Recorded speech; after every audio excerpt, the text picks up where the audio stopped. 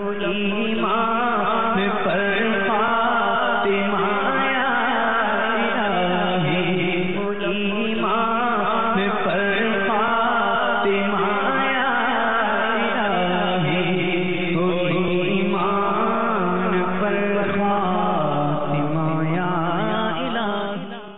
الحمدللہ رب العالمین والصلاة والسلام علی سید المرسلین،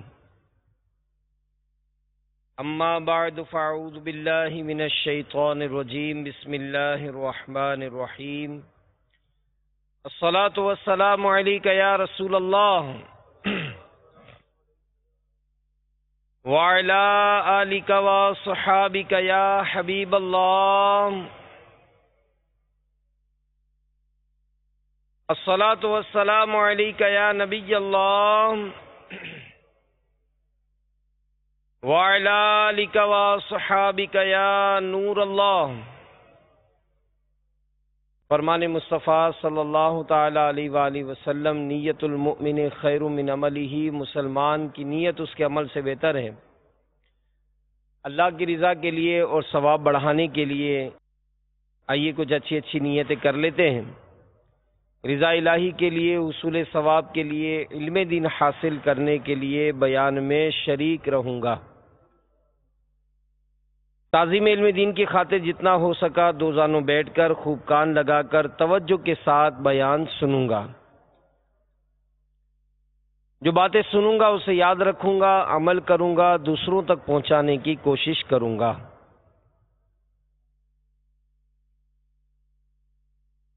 نور کے پیکر، تمام نبیوں کے سرور، دو جہاں کے تاجور، سلطان بحر و بر صلی اللہ تعالی علیہ وآلہ وسلم نے ارشاد فرمایا کہ جس نے مجھ پر 100 مرتبہ درود پاک پڑھا،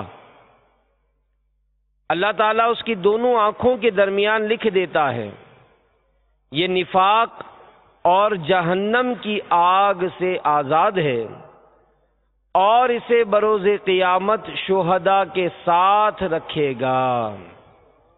صلو علی الحبیب صلی اللہ تعالی علی محمد۔ حضرت سیدنا ابو العباس مستغفری علیہ رحمت اللہ القوی فرماتے ہیں کہ میں ایک مرتبہ علم دین کی طلب میں مصر گیا تاکہ وہاں مشہور محدث حضرت سیدنا امام ابو حامد مصری علیہ رحمت اللہ القوی سے حضرت سیدنا خالد بن ولید رضی اللہ تعالیٰ عنہ کی حدیث سنوں۔ آپ فرماتے کہ جب میں وہاں پہنچا تو انہوں نے فرمایا کہ پہلے 1 سال روزے رکھو، پھر حدیث سناؤں گا۔ چنانچہ آپ فرماتے ہیں کہ حدیث کی طلب میں نے 1 سال کے روزے رکھے اور شیخ کی خدمت میں حاضر ہوا۔ انہوں نے یہ حدیث پاک سنائی کہ حضرت سیدنا خالد بن ولید رضی اللہ تعالیٰ عنہ فرماتے ہیں کہ ایک شخص نے بارگاہ رسالت میں عرض کی، یا رسول اللہ صلی اللہ علیہ وآلہ وسلم، میں آپ سے دنیا اور آخرت کے متعلق سوال کرنا چاہتا ہوں۔ رحمت عالم صلی اللہ علیہ وآلہ وسلم نے فرمایا، جو پوچھنا ہے پوچھو۔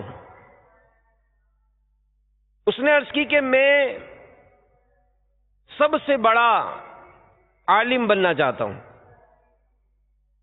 فرمایا اللہ سے ڈرتے رہو، سب سے زیادہ علم والے بن جاؤ گے۔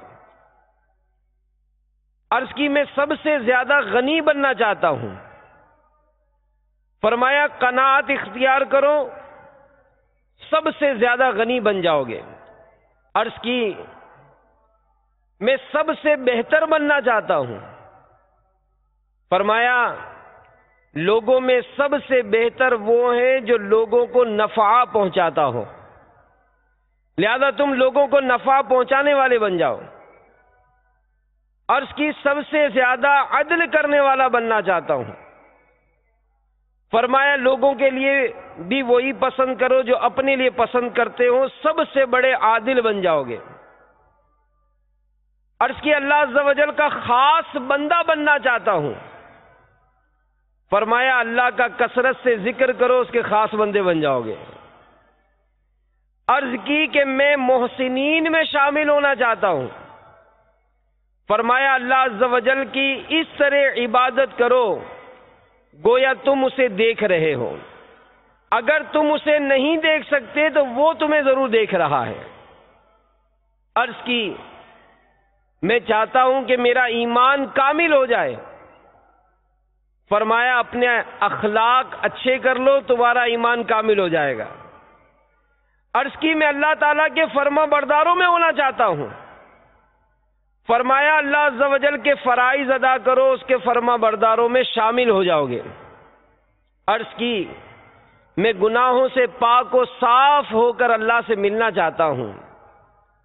فرمایا پاک ہونے کے لیے جنابت سے غسل کیا کرو، قیامت کے دن اللہ عز و جل سے اس حال میں ملو گے کہ تم پر کوئی گناہ نہ ہوگا۔ عرض کی چاہتا ہوں بروز قیامت مجھے نور عطا کیا جائے۔ فرمایا کبھی کسی پر ظلم نہ کرنا، قیامت کے دن تمہارے حشر نور میں ہوگا۔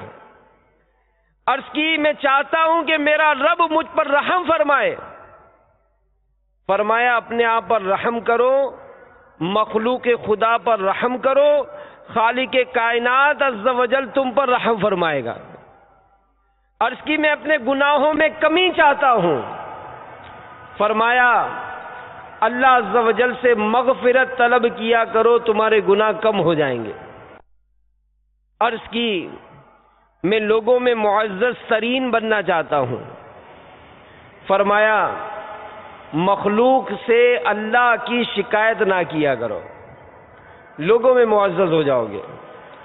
عرض کی کہ میں اپنے رزق میں وسعت چاہتا ہوں۔ فرمایا طہارت پر ہمیشگی اختیار کرو، تمہارا رزق میں وسعت کر دی جائے گی۔ عرض کی میں اللہ عز و جل اور اس کے رسول صلی اللہ علیہ وآلہ وسلم کا محبوب بننا چاہتا ہوں۔ فرمایا جسے اللہ عز و جل اور اس کا رسول صلی اللہ علیہ وآلہ وسلم محبوب رکھتے ہیں تم بھی اسے محبوب رکھو، جسے وہ مبغوض رکھتے ہیں تم بھی اسے مبغوض سمجھو۔ عرض کی میں غضب الہی سے محفوظ رہنا چاہتا ہوں۔ فرمایا کسی پر غصہ نہ کیا کرو، اللہ کے غضب سے محفوظ رہو گے۔ عرض کی میں اپنی دعاؤں کی قبولیت چاہتا ہوں۔ فرمایا حرام کام سے بچتے رہو، تمہاری دعائیں قبول ہو جائیں گی۔ عرض کی میں چاہتا ہوں کہ بروز قیامت مجھے سر عام رسوا نہ کیا جائے۔ فرمایا اپنی شرمگاہ کی حفاظت کرو تاکہ بروز قیامت تمہیں سب کے سامنے رسوا نہ کیا جائے۔ عرض کی میں چاہتا ہوں اللہ عز و جل میرے عیوب پر پردہ ڈالے رکھے۔ فرمایا اپنے بھائیوں کے عیبوں کی پردہ پوشی کیا کرو، اللہ تعالیٰ تمہاری عیب پوشی فرمائے گا۔ عرض کی کون سی چیز میری خطاؤں میں کمی کر دے گی، میری خطاؤں کو مٹا دے گی؟ فرمایا آنسو، خضوع و امراض۔ عرض کی کون سی نیکی اللہ کے ہاں افضل ہے؟ فرمایا حسن اخلاق، تواضع، آزمائش کے وقت صبر اور رضا بالقضاء۔ عرض کی سب سے بڑی برائی کون سی ہے؟ فرمایا بدخلقی اور بخل۔ عرض کی کون سی چیز اللہ کے غضب کو مٹاتی ہے؟ فرمایا چھپا کر صدقہ دینا اور صلہ رحمی کرنا۔ عرض کی کون سی چیز جہنم کی آگ کو بجھاتی ہے؟ فرمایا روزہ دوزخ کی آگ کو بجھاتا ہے۔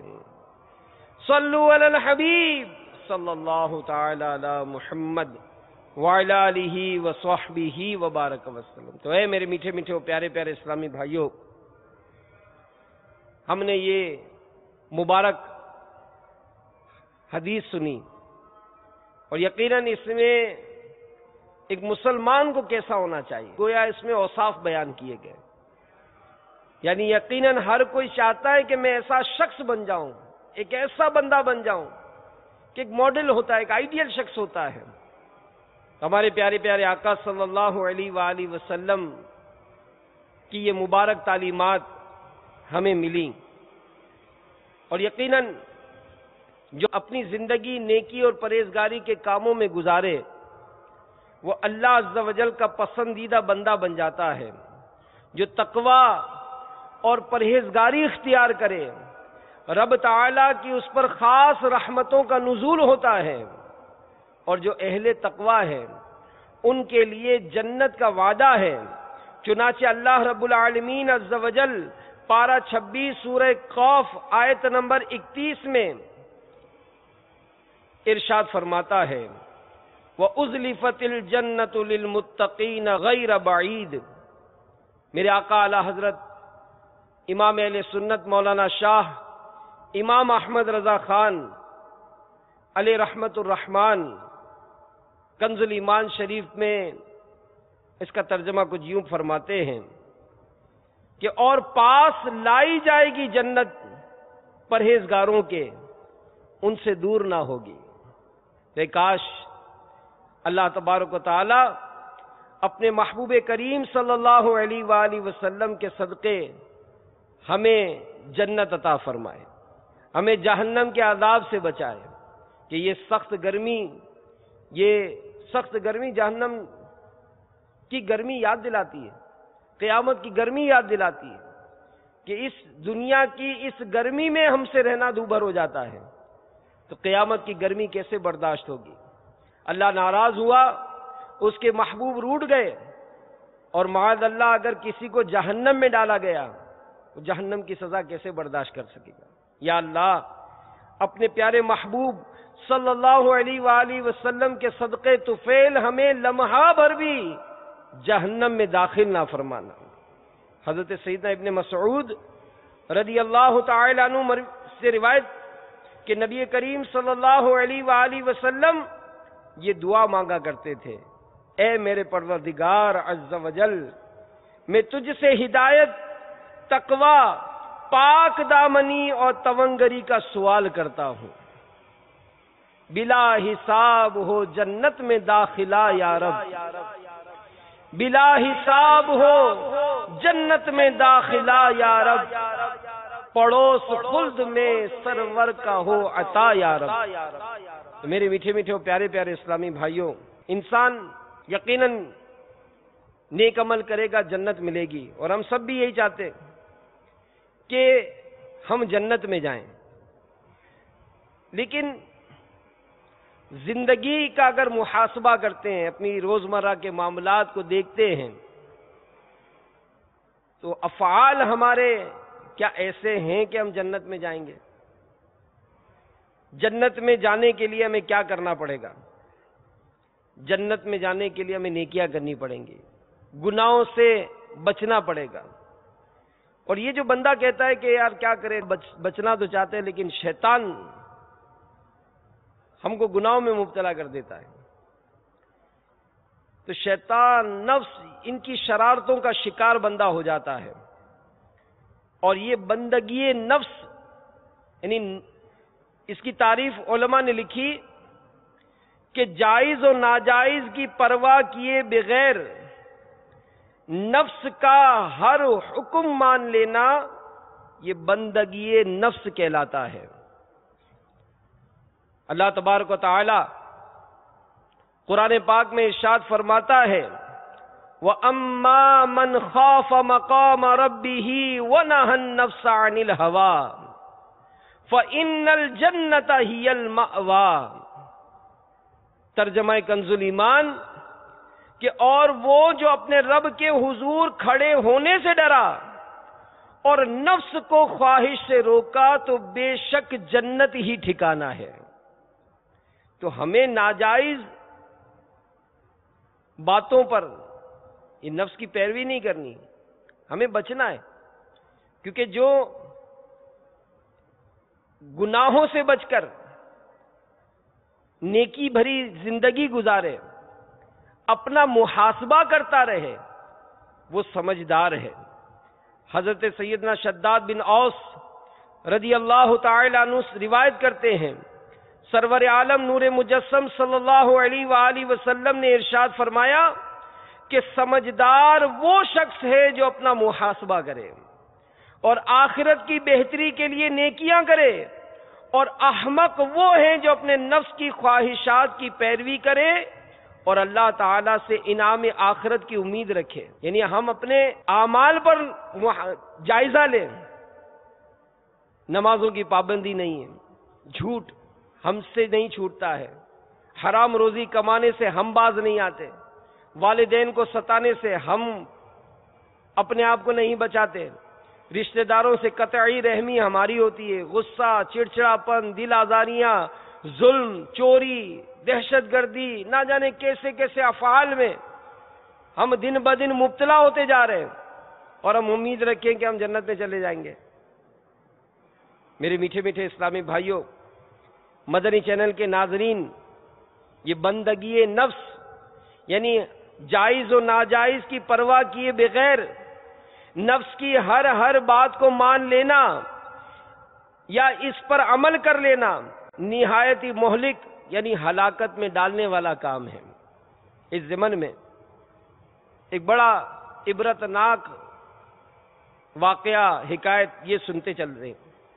حضرت سیدنا عبداللہ بن مسلم بن قطیبہ رحمت اللہ تعالی علیہ فرماتے ہیں کہ میں نے سیر العجم میں پڑھا کہ جب اردشیر نامی بادشاہ نے اپنی حکومت کو مستحکم کر لیا تو چھوٹے چھوٹے بادشاہوں نے اس کے تابع رہنے کو اقرار کر لیا۔ اب اس کی نظر بہت ہی بڑی قریبی سلطنت کی طرف تھی، چنانچہ اس بادشاہ نے اس ملک پر چڑھائی کر دی۔ اب وہاں کا بادشاہ جو تھا اس نے ایک بڑے شہر میں وہ قلعہ بند تھا۔ اب اس بادشاہ نے شہر کا محاصرہ کر لیا، لیکن کافی عرصہ گزرنے کے باوجود وہ شہر کو فتح نہ کر سکا۔ ایک دن بادشاہ کی بیٹی قلعے کی دیوار پر چڑھی تو اچانک اس کی نظر اردشیر بادشاہ پر پڑی۔ اب اس کی مردانہ وجاہت، خوبصورتی دیکھ کر شہزادی اس کی محبت میں گرفتار ہو گئی اور عشق کی آگ میں جلنے لگی۔ بالآخر نفس کے ہاتھوں مجبور ہو کر اس نے ایک تیر پر یہ عبارت لکھی کہ اے حسین و جمیل بادشاہ، اگر تم مجھ سے شادی کرنے کا وعدہ کرو تو میں تمہیں ایسا خفیہ راستہ بتاؤں گی جس کے ذریعے تم تھوڑی سی مشقت کے بعد آسانی سے شہر کو فتح کر لو گے۔ پھر شہزادی نے وہ تیر بادشاہ کی طرف جانب پھینک دیا۔ اس نے تیر پر لکھی عبارت پڑھی اور ایک تیر پر یہ جواب لکھا کہ اگر تم نے ایسا راستہ بتا دیا تو تمہاری خواہش یہ ضرور پوری ہوگی، یہ ہمارا وعدہ ہے۔ اور تیر شہزادی کی طرف پھینک دیا۔ شہزادی نے یہ عبارت پڑھی تو فوراً خفیہ راستے کا پتہ لکھ کر تیر بادشاہ کی طرف پھینک دیا۔ شہوت کے ہاتھوں مجبور ہونے والی اس بے مروت شہزادی کے بتائے ہوئے راستے سے اردشیر بادشاہ نے بہت جلد اس شہر کو فتح کر لیا۔ غفلت و بے خبری کے عالم میں بہت سارے سپاہی ہلاک ہو گئے۔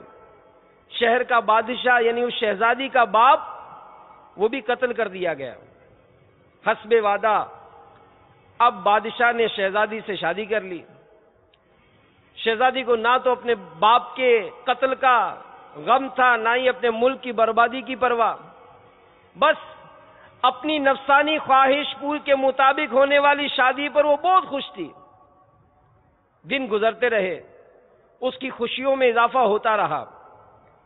ایک رات جب شہزادی بستر پر لیٹی تو کافی دیر تک اسے نیند نہیں آئی۔ وہ بے چینی سے بار بار کروٹیں بدلتی رہی۔ اب اردشیر بادشاہ نے اس کی حالت دیکھی تو کہا کہ کیا بات ہے، تمہیں نیند کیوں نہیں آ رہی؟ شہزادی نے کہا کہ میرے بستر پر کوئی چیز ہے جس وجہ سے مجھے نیند نہیں آ رہی۔ اب جب بستر کو دیکھا تو چند دھاگے یہ ایک جگہ جمع ہو گئے تھے. اس کی وجہ سے شہزادی کا انتہائی نرم و نازک جسم یہ بے چین ہو رہا تھا. اب اس بادشاہ کو اس شہزادی کے نرم و نزاکت پہ بڑا تعجب ہوا. اب اس نے پوچھا کہ تمہارا باپ تمہیں کون سی غذا کھلاتا تھا؟ بھئی اتنی نازک ہو تمہارا باپ تمہیں کھلاتا کیا تھا؟ شہزادی نے کہا کہ میری غذا مکھن، ہڈیوں کا گودا، شہد اور مغز ہوا کرتی تھی. بادشاہ نے کہا کہ تیرے باپ کی طرح آسائش اور آرام تجھے کبھی کسی نے نہ دیا ہوگا. تو نے اس کے احسان اور قرابت کا اتنا برا بدلہ دیا کہ اسے قتل کروا ڈالا. جب تو اپنے شفیق باپ کے ساتھ بھلائی نہ کر سکی تو میں بھی اپنے آپ کو تجھ سے محفوظ نہیں سمجھتا.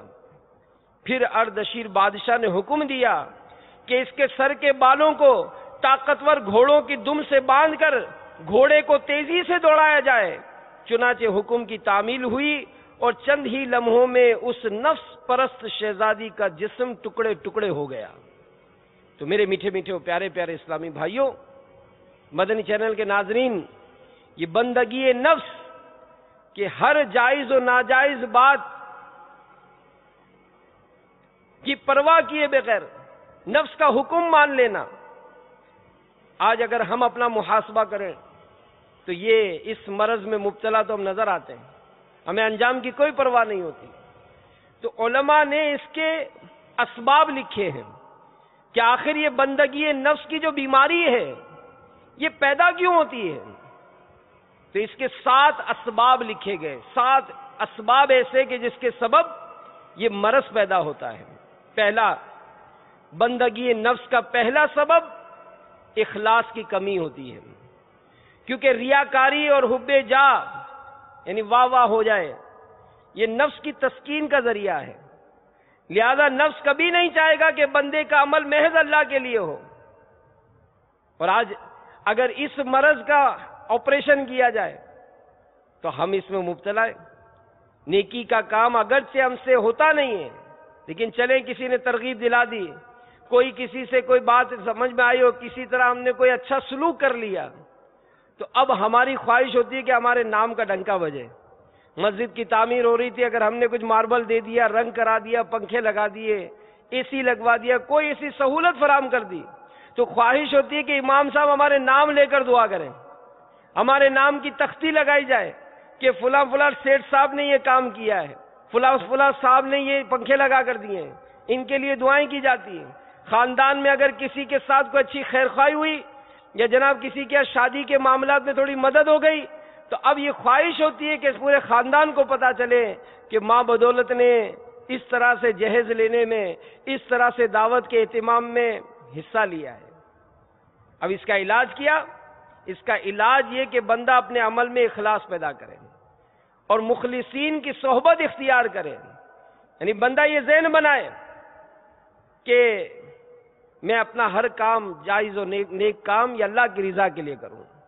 اور اس کے بارے میں علماء نے لکھا کہ جو واہ واہ ہونے پر اپنے عمل کو تیز کر دے اور حوصلہ شکنی پر عمل چھوڑ دے نیک کام، تو ایسے شخص کو منافق کی علامت قرار دیا گیا ہے. تو ہم دیکھیں اور غور کریں کہ اگر پہلی صف کے نمازی بنتے ہیں تو جب تک لوگوں کی تعریف اور واہ واہ ہوتی ہے تو ہم بھی پہلی صف میں نظر آتے ہیں. ذرا سا کسی نے کہنا سننا چھوڑ دیا تو وہ عمل اللہ کے لیے کر رہے ہیں، اللہ دیکھ رہا ہے. اور امیر اہل سنت نے اس کی بہت ساری مثالیں لکھی ہیں کہ ابھی رجب شعبان کے روزے، عاشقان روزہ یہ ماشاءاللہ روزے رکھ رہے ہیں. اب اگر کسی کی رات کو آنکھ کھل گئی، تہجد کا ذہن بن گیا، تو گھر میں دروازہ زور سے کھولیں گے، بند کریں گے، باورچی خانے میں تھوڑے برتن بجائیں گے تاکہ گھر والوں کو بھی پتا چلے کہ اوہو ماں بدولت تہجد کے لیے اٹھے، اچھا انہوں نے روزہ رکھا ہے. اب اگر اتنی گرمی میں روزہ ہے، مارکیٹ میں جا رہے ہیں تو گدگدی ہوتی ہے، بار بار اپنی زبان ہونٹوں پر پھیریں گے، کیا سب پوچھے خیریت؟ اچھا روزے رکھے، رجب کا پورا روزے رکھ رہے، شعبان کے روزے رکھ رہے، اوہو آپ تو بہت یار اتنی گرمی میں روزے رکھے. اب یہ جو واہ واہ ہو رہی ہے یہ گویا ہماری وہ کمائی ہم کو مل رہی ہے. تو ایسے شخص کے بارے میں تو فرمایا گیا نا کہ قیامت کے دن اس کو تو ریاکار دھوکے باز کے کر پکارا جائے گا. تو ہمیں تو اللہ کی رضا چاہیے، اللہ ہم سے راضی ہو جائے، تو عمل اللہ کی رضا کے لیے۔ پھر دوسری بات، بندگی نفس کا دوسرا سبب یہ اخروی انجام سے بے خبری ہے۔ اسی وجہ سے بندہ نفس کے فریب میں آ کر گناہوں میں مبتلا ہو جاتا ہے۔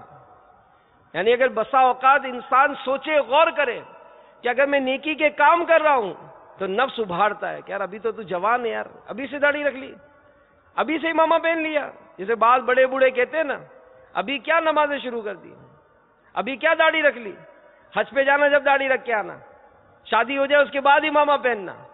ارے شادی ہوگی نہیں ہوگی کس کو پتا؟ بلکہ اس ضمن میں امیر اہل سنت نے ایک بڑی عبرتناک حکایت بیان کی ہے۔ آپ فرماتے ہیں کہ دو بھائی تھے، ایک بھائی گناہگار تھا، دوسرا بھائی نیک تھا۔ اب نیک جو تھا وہ عبادت کیا کرتا تھا، روزے رکھا کرتا تھا، اور گناہگار جو تھا وہ اپنی مستی میں مست تھا۔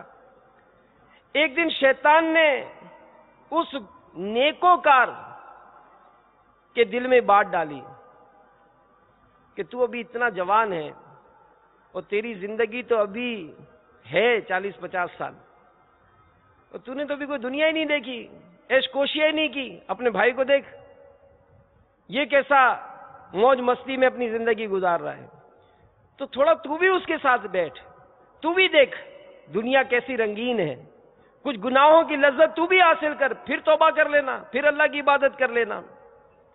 اب وہ نفس کے ہاتھوں مجبور ہوا، اب گناہ کرنا کیسے سیکھے؟ تو ذہن بنا کہ یار اوپر بھائی رہتا ہے نا، اس کے پاس چلتا ہوں اور اس سے سیکھتا ہوں۔ اب وہاں اوپر جو گناہگار بھائی تھا اس کے دل میں خیال آیا کہ یار اس طرح سے میں اپنی غفلت میں زندگی گزار رہا ہوں، گناہوں میں ڈوبا ہوا ہوں، اگر اس حال میں میری موت ہو گئی میرے بنے گا کیا؟ نہ بابا نہ، مجھے گناہوں سے بچنا چاہیے، مجھے نیکی کا کام کرنا چاہیے۔ اب نیکی کروں کیسے؟ میں تو ایسے لوگوں کے ساتھ ہی نہیں رہتا۔ اب دل میں خیال ہے کہ نیچے جو بھائی رہتا ہے میں اس سے ملتا ہوں، اس کے ساتھ رہتا ہوں، اس کے ساتھ مل کر نیکی کے کام کروں گا۔ یہ گناہگار اپنے دل میں نیک بننے کا عزم لے کر چلا، اور وہ نیکوکار گناہ کرنے کے ارادے سے اوپر چڑھا۔ اب کسی سبب سے اس کا پاؤں پھسلا، چھوٹے بھائی پر گرا، دونوں دھڑام سے نیچے گرے، دونوں کا انتقال ہو گیا۔ گناہگار کو اس کی اچھی نیت کے سبب بخش دیا گیا، اور نیکوکار کی اس بری نیت کے سبب اس کی پکڑ ہو گئی۔ تو ہم سوچیں اور غور کریں کہ اگر ہم سوچتے ہیں کہ جناب کوئی فرق نہیں پڑتا، نماز جمعہ سے شروع کر لیں گے، سنتوں پر عمل، داڑھی شریف میں مدینے جاؤں گا پھر رکھ کر آؤں گا، سنتوں پر عمل نہیں کرنا، یار اپنے کو شرم آتی ہے۔ میرے میٹھے میٹھے اسلامی بھائیوں، سوچیں غور کریں کہ اس مختصر سی زندگی میں اگر نبی پاک علیہ الصلوۃ والسلام کی سنتوں پر عمل کیا تو انعام کیا ملے گا؟ علماء فرماتے ہیں، حدیث پاک کا خلاصہ ہے، نبی پاک علیہ الصلوۃ والسلام کا ارشاد ہے، جس نے میری سنت سے محبت کی اس نے مجھ سے محبت کی، اور جس نے مجھ سے محبت کی وہ جنت میں میرے ساتھ ہوگا۔ تو نمازیں پڑھنے میں، ذکر و اذکار کرنے میں، حلال روزی کمانے میں، ماں باپ کی فرما برداری اطاعت کرنے میں، اپنے بچوں کی شریعت و سنت کے مطابق تربیت کرنے میں، رزق حلال کمانے میں، مسلمانوں کی خیر خواہی کرنے میں، نیکی کی دعوت دینے والوں میں شامل ہونے میں، برائی سے بچنے اور دوسرے کو بچانے والوں میں شامل ہو جائیں، کس قدر برکتیں ملیں گی۔ تو بندگی نفس کا دوسرا سبب اخروی انجام سے بے خبری ہے۔ تو اللہ تعالی ہمیں ہمارا ایمان سلامت رکھے، ہم نیکوں کی صحبت میں رہیں۔ الحمدللہ دعوت اسلامی کا ماحول یہ تو کھلی کتاب ہے کہ آج معاشرے کے بالکل بگڑے ہوئے جب اس مدنی ماحول سے وابستہ ہوتے ہیں، الحمدللہ نیکیاں کرنے کا جذبہ بھی ملتا ہے، نیکیاں پھیلانے کا بھی جذبہ ملتا ہے، برائیوں سے بچنے کا بھی جذبہ ملتا ہے، برائیوں سے بچانے کا بھی جذبہ ملتا ہے۔ تو اللہ ہمیں دعوت اسلامی کے مدنی ماحول پر استقامت عطا فرمائے۔ تیسری بات، بندگی نفس کا تیسرا سبب خوف خدا کی کمی ہے۔ کسی کے کہا جائے شراب نہ پیا کرو، ارے دیکھا جائے گا، دیکھا جائے گا۔ دیکھو سود کا لین دین نہ کرو، ارے کچھ نہیں ہوتا، دیکھا جائے گا۔ ماں باپ کو نہ ستاؤ، دیکھا جائے گا۔ ظلم نہ کرو، دیکھا جائے گا، کیا دیکھا جائے گا؟ الحمدللہ تاجر اسلامی بھائیوں کے لیے شرعی احکام سیکھنے کی جو نشست ہوئی، اس میں مفتی صاحب نے ایک بڑی پیاری بات کہی۔ مفتی صاحب نے کہی کہ دنیا میں ایک مالدار جو ہے اس کے بارے میں مشہور ہے کہ اس کے پاس اتنی دولت ہے کہ اگر اس کی دولت کا روپیہ روپیہ کر کے اگر رکھا جائے تو 14 مرتبہ وہ چاند پر جا سکتا ہے، اس قدر اس کے پاس روپیہ ہے۔ فرمایا یہ سب ٹھیک ہے، لیکن جب موت کا ایک جھٹکا آئے گا نا، وہ ساری دولت یہ کی یہ رہ جائے گی، وہ ساری لائنیں جو چاند تک بنی ہیں سب کی سب یہ رہ جانی ہے۔ تو ہم غور کریں اور سوچیں کہ اگر ہم اس معاملے میں بے باک رہیں گے تو ہمارا بنے گا کیا؟ اس لیے کہ چاہے گناہ سب کے سامنے کریں، چاہے گناہ لوگوں سے چھپ کر کریں، میرے امیر اہل سنت فرماتے ہیں کہ اے گناہ کرنے والے خبردار، اللہ دیکھ رہا ہے، اللہ دیکھ رہا ہے، اور پھر دیکھا جائے گا نا بابا، ہم برداشت ہی نہیں کر سکیں گے۔ معمولی سی چونٹی کا کاٹنا برداشت نہیں ہوتا، اگر نماز قضا کرنے کے سبب قبر میں سانپ اور بچھو آ گئے تو ان کا کاٹنا کیسے برداشت ہوگا؟ معمولی سی تیلی کی اس گرمی کو، جو اس آگ جلی ہوئی ہوتی ہے، وہ قریب آ جائے کھال جلا دیتی ہے۔ نماز قضا کرنے کے سبب، حرام روزی کمانے کے سبب اگر قبر میں آگ بھڑکا دی گئی تو وہاں کیسے نکل سکیں گے؟ کیسے اپنے آپ کو بچا سکیں گے؟ تو ہمیں اللہ سے ڈرنا چاہیے، اور اللہ کا ڈر پیدا کرنے کے لیے تربیت، اور یہ الحمدللہ دعوت اسلامی کے مدنی ماحول میں ملتی ہے۔ پھر ایک اور سبب، بندگی نفس کا 5واں سبب شکم سیری ہے، کیونکہ جس شخص کا پیٹ بھرا ہوتا ہے اس پر شیطان بآسانی غالب آ جاتا ہے، جس کی وجہ سے نیکیوں میں دل نہیں لگتا، البتہ گناہوں میں دلچسپی بڑھ جاتی ہے۔ تو اس کا سبب، اس کا علاج، بندہ بھوک سے کم کھائے، نفس کی شرارتوں کو ناکام بنا سکتا ہے۔ اور الحمدللہ اگر ان تمام معاملات کی تربیت کا مظاہرہ دیکھا جائے تو دعوت اسلامی کے مدنی ماحول میں الحمدللہ کیا ہماری پیٹ کا قفل مدینہ لگانے کی ایک تحریک باپا نے دی ہے، اور اسی کے سبب الحمدللہ عاشقان رسول روزے رکھتے ہیں۔ جی ہاں، جن سے ہوتا ہے ممکن، الحمدللہ رجب شعبان کے روزے رکھتے ہیں۔ پیر شریف کا روزہ رکھنے والوں کی ایک تو بہت بڑی تعداد ہے، اسی طرح پیر اور جمعرات کے روزے مسلسل رکھنے والے ہیں۔ کئی اسلامی بھائی تو ایسے ہیں کہ پورا سال روزے رکھتے ہیں۔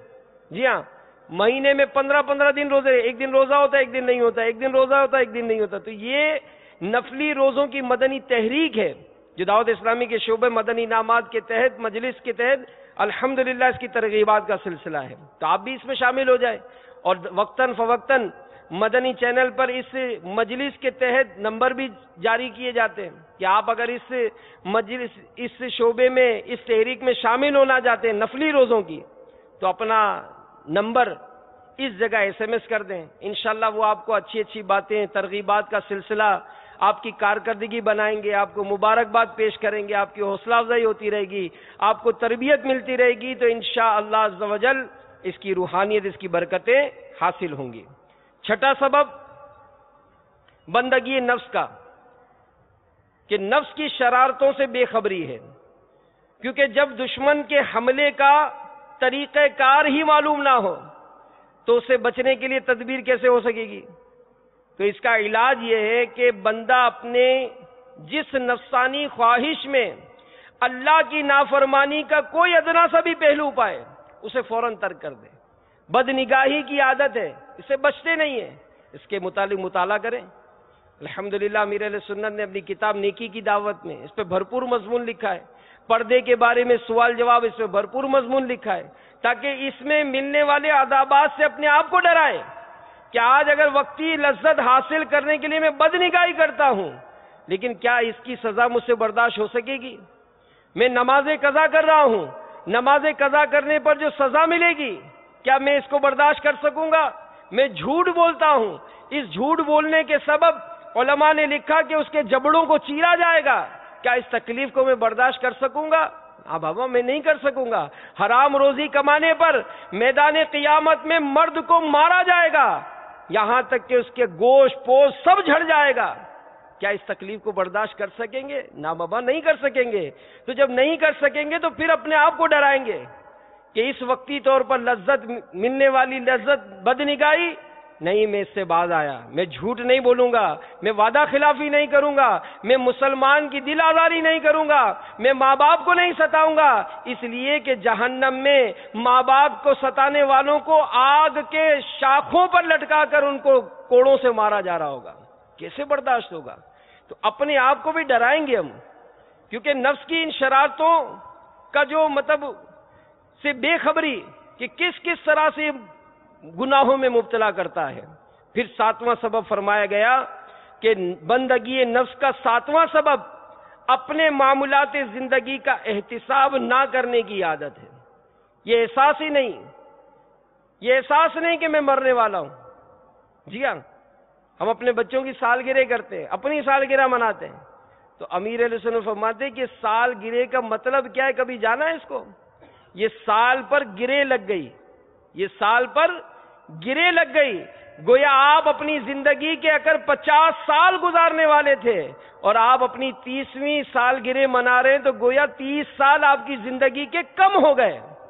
اس بات کی کیا خوشیاں منا رہے ہیں آپ موت کی طرف بڑھتے چلے جا رہے ہیں. اور حقیقت یہی ہے کہ آج اگر ہم اپنے اطراف کا جائزہ لیں تو کئی ایسے لوگ ملیں گے جو ہمارے ہم عمر تھے، لیکن آج اچانک وہ موت کا شکار ہو کر اندھیری قبر میں اتر جاتے ہیں. اپنے کانوں سے ان کے مرنے کی خبریں ہم سنتے ہیں، اپنے موبائل پر ان کے مرنے کی خبریں ہم پڑھتے ہیں، دوسروں کو آگے بڑھاتے ہیں. ان کے مرنے پر ہم ہی غسال کی ترکیب بناتے ہیں، اس کو غسل دیتے ہیں. ہم ہی کسی عزیز کے اپنے دوست کے مرنے پر اس کی قبر کو کھدوانے کا اہتمام کرتے ہیں. ہم ہی اس مرنے والے کے لیے کفن کا اہتمام کرتے ہیں. ہمارے سامنے ہی اس مرنے والے کا بہترین لباس اتارا جاتا ہے، ہمارے سامنے ہی اس مرنے والے کو غسل دیا جاتا ہے، ہمارے سامنے ہی اس مرنے والے کو کفن پہنایا جاتا ہے. ہم ہی اس مرنے والے کا آخری دیدار کرتے ہیں، ہم ہی اس مرنے والے کے جنازے میں شریک ہوتے ہیں، ہم ہی اس مرنے والے کو اپنے کندھے پر لاد کر قبرستان کی طرف لے چلتے ہیں، اور ہم ہی اس مرنے والے کو اپنے ہاتھوں سے قبر میں اتارتے ہیں. تو کیا ہمیں اس بات کا احساس نہیں ہوتا کہ ان قریب ہماری بھی مرنے کا اعلان ہوگا؟ جی ہاں، جس طرح لوگوں کا اعلان سنتے، بزرگوں کا انداز تھا کہ جب وہ اذان کی آواز سنتے تھے تو قیامت کی ندا کو یاد کرتے تھے کہ قیامت میں اس طرح پکارا جائے گا. تو آج اگر ہماری مسجدوں کے لاؤڈ اسپیکر پر اعلان ہوتا ہے کہ حضرات فلاں کا انتقال ہو گیا، تو کیا کبھی تصور کیا کہ اس طرح میرے مرنے کی بھی خبریں ہوں گی، میرے مرنے کا بھی SMS چل رہا ہوگا، میرے مرنے کے بعد بھی کوئی میرے غسل پر کی تیاری میں مصروف ہوگا، میرے مرنے پر کوئی میری قبر کے کھدوانے پر مصروف ہوگا. تو جس طرح آج دوسروں کو اپنے ہاتھوں سے غسل دیا، ان قریب ہمیں بھی غسل دیا جا رہا ہوگا. ہم بھلے بہت ہی فیشنیبل لباس پہنتے ہیں، بہترین قیمتی گھڑیاں پہنتے ہیں، نفیس عمدہ پلنگ پر سوتے ہیں، ہمیں ایئر کنڈیشن کے بغیر نیند نہیں آتی، لیکن کیا یہ سب سہولتیں ہمیں قبر میں ملیں گی؟ کیا ہمارے لیے قبر میں کوئی بہترین پلنگ بچھایا جائے گا، کوئی روشنی کا اہتمام ہوگا، کوئی ایئر کنڈیشن لگایا جائے گا؟ نہ کوئی روشنی نہیں ہوگی، معمولی سوراخ بھی نہیں چھوڑا جائے گا. وہی تنگ و تاریک قبر جو ایک عام فٹ پاتھ پر مرنے والے کی ہوتی ہے، وہی سیٹھ صاحب کی ہوگی. سیٹھ صاحب کو کوئی اسپیشل کفن نہیں ملے گا، کروڑ پتی سیٹھ کو بھی وہی لٹھے کا کفن ملتا ہے، اس کو بھی کوئی اسپیشل گاڑی میں نہیں لیا جاتا، عام میت بس میں ہی اسی کا سفر ہوتا ہے. تو بہرحال میرے میٹھے پیارے اسلامی بھائیوں، اپنا احتساب کرتے رہیں، سوچتے رہیں کہ زندگی برف کی طرح پگھلتی جا رہی ہے. کیا تمہیں احساس ہے؟ ایک دن مرنا ہے، آخر موت ہے، کر لے جو کرنا ہے، آخر موت ہے. تو دعوت اسلامی کے مدنی ماحول میں الحمدللہ ہمیں زندگی شریعت و سنت کے مطابق گزارنے کی ترغیب ملتی ہے، ہمیں احساس دلایا جاتا ہے، نیکیوں کی طرف بلایا جاتا ہے، اور بینگ مسلم، ایک مسلمان ہونے کی حیثیت سے ہمیں یہ ذہن دیا جاتا ہے کہ خود بھی نیکی کے کام کریں اور نیکیوں کو پھیلائیں. خود بھی گناہوں سے بچیں اور دوسروں کو بچائیں۔ اس کے لیے بہت سارے ذرائع ہیں۔ دعوت اسلامی کے زیر اہتمام مساجد میں درس ہوتا ہے، مدرسۃ المدینہ بالغان پڑھایا جاتا ہے، ہفتہ وار اجتماعات دنیا بھر میں انعقاد کیے جاتے ہیں۔ آپ غور کریں، سوچیں آپ کیا کام کر سکتے ہیں۔ فیضان سنت کا درس دینے کی اللہ نے اگر آپ کو صلاحیت دی، آپ دیں، یہ سعادت حاصل کریں کہ دین کی باتیں اس طرح پھیلائی جا سکتی ہیں۔ آپ مدنی قافلے میں سفر کو اپنا معمول بنائیں، آپ ہفتہ وار اجتماع میں شرکت کو اپنا معمول بنائیں، مدنی چینل دیکھنے، دوسروں کو دکھانے کا معمول بنائیں، پھر دیکھیں زندگی میں کیسا سکون ہوتا ہے، کیسی بہاریں نصیب ہوتی ہیں۔ اور الحمدللہ دعوت اسلامی کے مدنی ماحول میں وقتاً فوقتاً ایسے ذرائع ہمیں پیش کیے جاتے ہیں کہ جن کے ذریعے ہم علم دین حاصل کر سکتے ہیں، دوسروں کو سکھا سکتے ہیں۔ اللہ تعالی ہم سب کو برکت نصیب فرمائے، آمین بجاہ النبی الامین صلی اللہ علیہ وآلہ وسلم۔ ایمان پر فاطمہ